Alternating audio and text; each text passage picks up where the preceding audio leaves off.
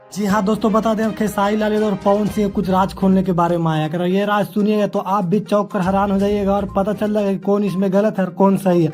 आपको बता दें पवन सिंह का कुछ दिन पहले जो कि एक सॉन्ग आता है पियर फराक वाली, और उसके बाद जो कि खेसारी लाल यादव का सॉन्ग आता है मुरब्बा, जो कि दोनों में जो कि काफी ज्यादा टक्कर का जो कि मुकाबला रहता है। और बता दें जो कि वहीं पे जो कि पियर फराक वाली का जो कि रील मात्र 10 दिन में जो कि 3 मिलियन बना था, वहीं पे मुरब्बा सॉन्ग का मात्र जो कि 10 दिन में जो कि वहीं पे 10 लाख रील बनता। तो कहीं ना कहीं जो कि इंटरव्यू में खेसारी लाल ने बहुत बड़ा खुलासा कर दिया पवन सिंह के बारे में। बता दे जो कि पवन सिंह पैसे देकर जो कि रील बनवा रहे इतने ज्यादा, क्योंकि अभी तक इतना कोई भी भोजपुरी का गाना जो कि नहीं, जो कि 3 मिलियन जो कि 10 दिन में रील बन चुका। और बताइए इतने बड़े स्टार थोड़ू है कि इनका रील बन जाता है। अब बता दे भोजपुरी में क्या हिंदी में भी इतना ज्यादा रील नहीं बन पाता है। तो कहीं ना कहीं इंस्टा पे ट्रेंड कराने का यही कारण है, सिर्फ पैसा देकर। और बता दे खेसारी लाल यादव का जो कि हीरोइन थी सोम्या पोखरल, उनको भी शायद पैसे देकर जो कि स्टेज शो में बुलाया गया था, और उनके साथ जो कि गाना करने के लिए जो कि सोच रहे थे, शूटिंग भी हो गया था, पर उनके अपने आदमी विरोध करके और जो कि उनको जो कि गाना नहीं करने दिए। तो कहीं ना कहीं पवन सिंह के लिए बहुत ही बड़ी बात है कि ऐसा नहीं करना चाहिए। भोजपुरी में आप बहुत ही गलत काम कर रहे हैं, क्योंकि अब